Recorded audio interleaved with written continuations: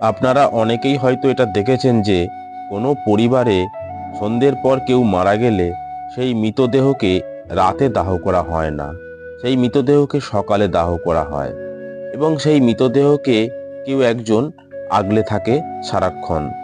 কিন্তু কেন এরকম হয়ে থাকে, আজকের এই ভিডিওতে আমরা সেই বিষয়ে জানতে চলেছি।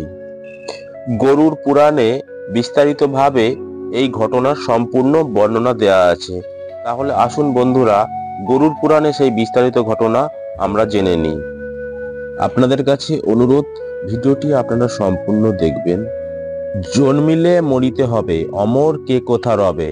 দিনের পর যেমন রাতের আগমন অনিবার্য, তেমনি এই পৃথিবীতে যারা জন্মগ্রহণ করেছে, মৃত্যু তার জন্য একটা চিরন্তন সত্য।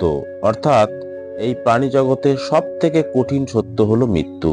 কিন্তু এই পৃথিবীতে এমন অনেকেই আছেন যারা এই সত্য স্বীকার করতেই চান না।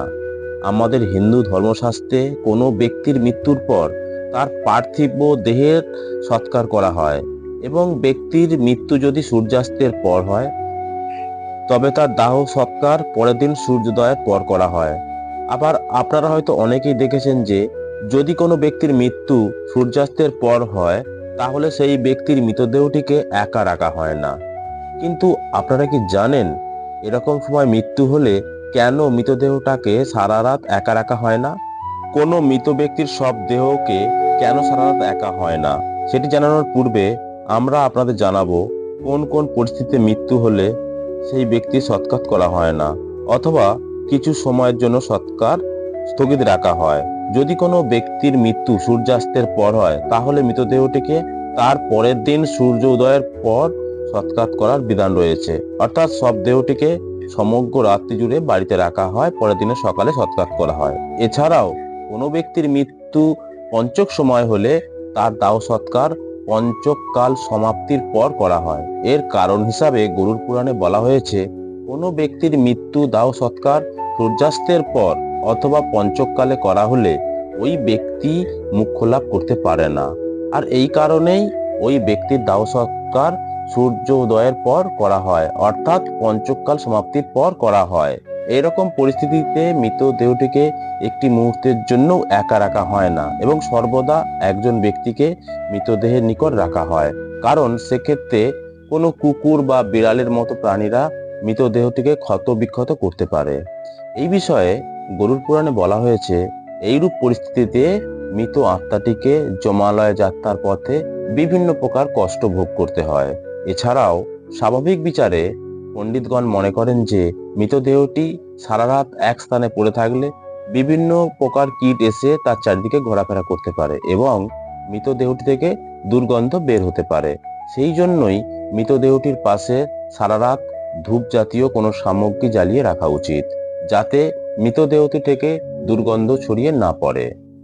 গরুর পুরাণ অনুসারে ভগবান শ্রী বিষ্ণু গরুরকে বলেন, হে পক্ষীরাজ, মৃত ব্যক্তির সন্তানের অনুপস্থিতিতে মৃতদেহটিকে বাড়িতে রাখা যায় যতক্ষণ পর্যন্ত না ওই ব্যক্তির পুত্র সেখানে এসে উপস্থিত হয়। কারণ নিজ পুত্র মৃতদেহের মুখাগ্নি না করলে আত্মার মুখাগ্নি লাভ হয় না এবং ওই মৃত আত্মাটিকে বহুকাল ধরে এই মৃত্যুলোকে অতৃপ্তভাবে ঘুরে বেড়াতে হয়। এরপর ভগবান বিষ্ণু বলেন, যদি কোনো মৃত ব্যক্তির শবদেহটিকে সূর্যাস্তের পর দাহ করা হয় তবে ওই ব্যক্তির আত্মা দানব, অসুর অথবা পিশাচজনিত প্রবেশ করে, যেখানে তাকে বিভিন্ন কষ্টের সম্মুখীন হতে হয়। আর এই কারণেই হিন্দু ধর্মে মৃতদেহের সৎকার রাত্রিকালে করতে নিষেধ করা হয়।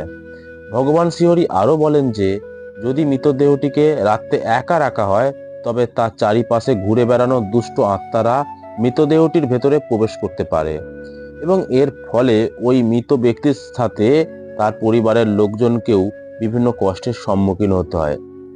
একই সাথে ভগবান বলেন সব দেহকে এই কারণেও একা রাখা হয় না, কারণ মৃত্যুর পর ওই ব্যক্তির আত্মা মৃতদেহটির চারপাশে ঘোরাফেরা করে এবং তার আত্মীয় পরিজনকে দেখতে থাকে।